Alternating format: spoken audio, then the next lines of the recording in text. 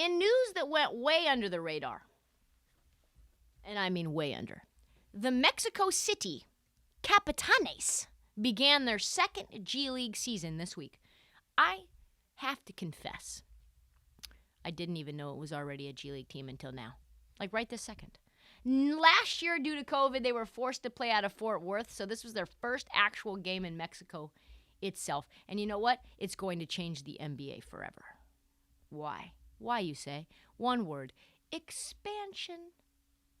Adam Silver is trying to take this NBA thing to the GBA.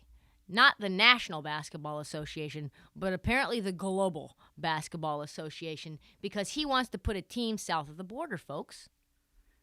The kickoff to the Capitanes season was a part of a two-stage process by the NBA to push, to promote, to sell the NBA in Mexico. The first stage was the inaugural game for Mexico City, the latest G League franchise and the first ever in Mexico. Adam Silver has long wanted to tap into the Mexican market, and now he has a foothold in the fourth largest city in the world.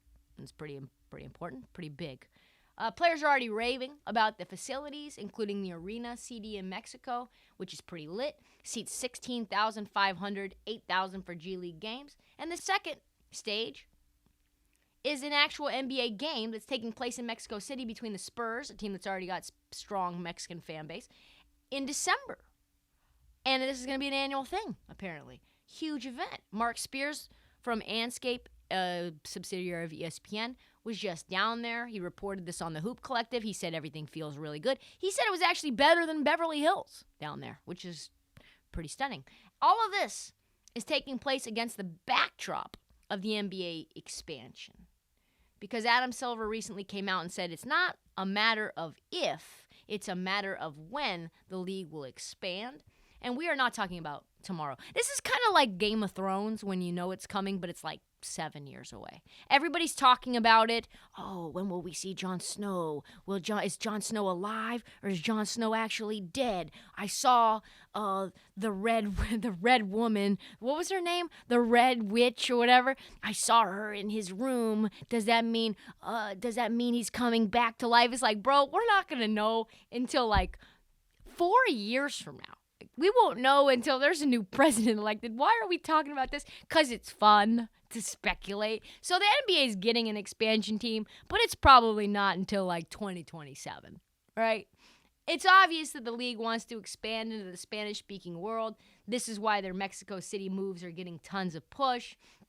I think this is going to be very high priority. Seattle is a lock as well since they stole a team from the team up north.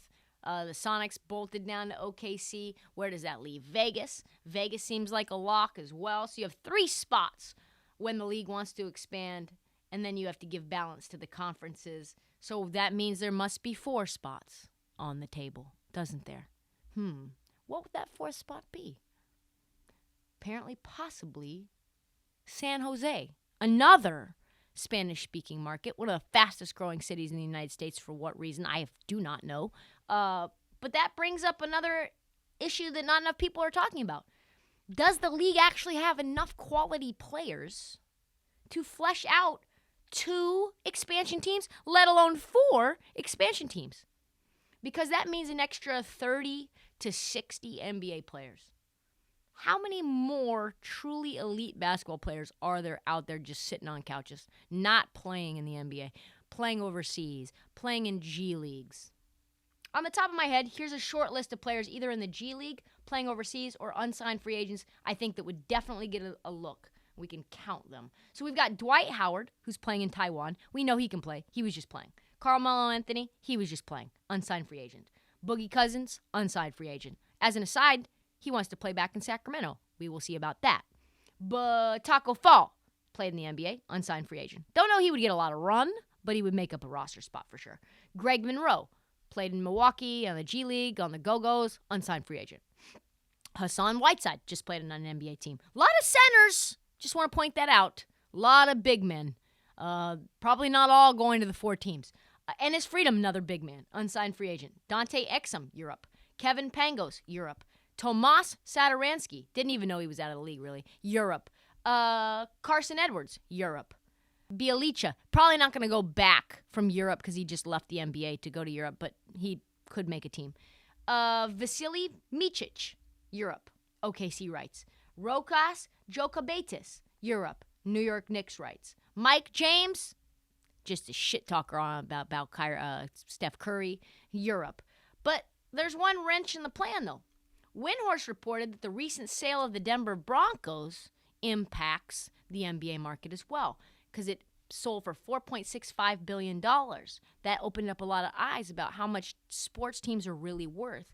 Wendy said, there's starting to be some rumblings of some NBA owners maybe looking to sell. The market is getting ripe for NBA owners to sell. The Broncos set a new North American record after selling for $4.65 billion in June. This could carry over into the NBA as well. And the upcoming collective bargaining agreement and the new rights deal could help values grow even more. There might be some folks sitting on the sidelines sort of wondering, like, should I sell? And they're going to see these numbers. Keep in mind this, too. The Fenway Group is putting the English Premier League soccer team Liverpool also on the market. Think about that. Initially, it was reported that the team was for sale for $4 billion. But rumors are that it might go for as much as $6 billion. If that happens, you would imagine there's going to be a lot of NBA owners saying, if I can get $2 billion more than asking, maybe it's time for me to get on out before this bubble pops. Well, and then you have Braun and you have KD who say they want to own teams. They've got unlimited money. They could probably buy a team for $7 billion. It's a safe bet. There's going to be multiple teams changing hands in the coming years. What that means for the league remains to be seen.